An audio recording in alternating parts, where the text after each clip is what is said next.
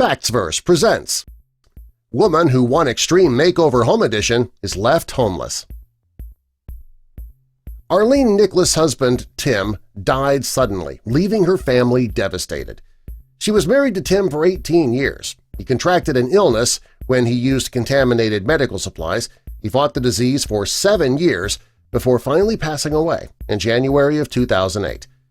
Arlene was trying her best to raise her 3 kids alone now, and that's why ABC chose her and her family for Extreme Makeover Home Edition. The ABC reps wanted to help this widow. She lived in a 3,200-square-foot home, and it was going to get the makeover she always dreamed of. Even her neighbors pitched in. Arlene may have had the home she always wanted after the show, but the improvements made on the show caused her property tax to increase by 300%. That's triple the original value. That was a lot for Arlene, and she struggled to keep up with those payments. She may have had her dream home, but now she could barely afford it. When Arlene couldn't afford to pay the property taxes, the house was mortgaged.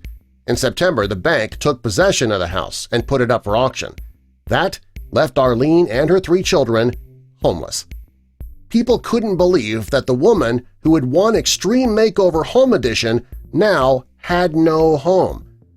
While Arlene was packing up everything she owned, she was overcome with sadness. Wouldn't you be? It was the home that she and her husband lived in together for so long before he passed away. She didn't have any options. The house was no longer hers, and she and her family, they were about to be kicked out. She was devastated, and nothing was going right for her. When she found out that she had won Extreme Makeover, it was one of the happiest times of her life. She couldn't believe that the very thing that made her so happy once is now causing her so much pain. Many people blamed the TV show itself for her misfortune and the misfortune of many others. Many people who'd been on the show, they were being left homeless because of the massive tax burdens that they were left with. Arlene wasn't one of those people. She believed the show was not to blame. Instead, it was her mortgage server who just happened to be under investigation. Arlene says that the time she spent with the team from Extreme Makeover was actually terrific. Arlene says that her housing issues began before the show. The rising cost of the property was already a problem even before she won. Before the makeover, she owed $30,000. Over time, that amount just increased. By 2016, Arlene owed $113,000, something she could not afford. With Tim gone and Arlene and the kids struggling and still in mourning, the old home was demolished. It took just over 5 days to rebuild the house. When the team was finished, the family had a brand new home with 4 bedrooms. The home had some unique features too, such as stone columns and dark wood floors. It was gorgeous. Each of the 3 boys was given their own themed bedrooms, including a Lego-themed room, a blueprint-themed room, and an airplane-themed room. The Extreme Makeover team put in a lot of time, thought, and effort into getting to know the family and knew exactly what they should do. One of the best things that came out of the makeover was that the state and the banks involved with the mortgage found ways to cut the initial cost of $140,000 down to just $30,000. The problem was that Arlene didn't have that much money either. 9 years later, the taxes were tripled the amount that it once was. The family's bills were still increasing and the bank account was dwindling. If Arlene couldn't figure out a solution, she and her family would be out on the streets. In 2010, Arlene was in a car accident, which left her even further in debt. There were medical expenses, car expenses, and those became priorities.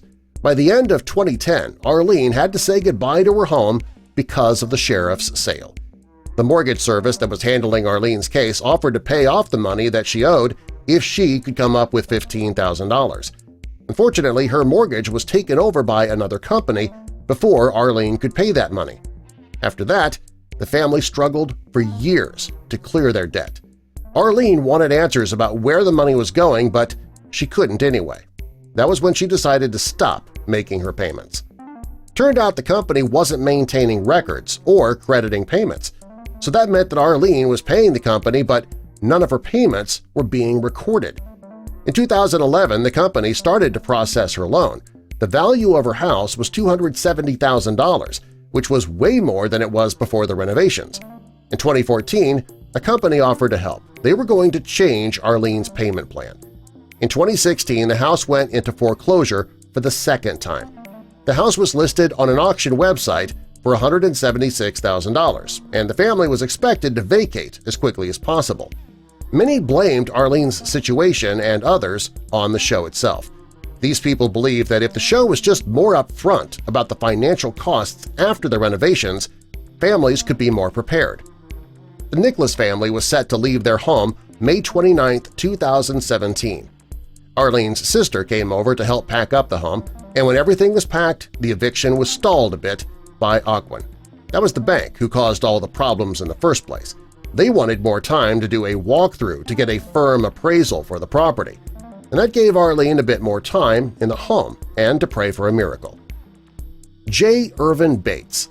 He wanted to help Arlene and her family, so he set up a GoFundMe page to help raise the money. It wasn't going to be easy since the goal was $150,000. And sadly, they did not reach that goal. They only brought in $2,715, far less than they needed. So the family was forced to move, and today there's no word as to where they're living. What do you think? Whose fault is this? Is it the bank's fault? Is it Arlene's fault? Is it the fault of ABC? Tell us who you think is at fault with this in the comments below, and subscribe for more.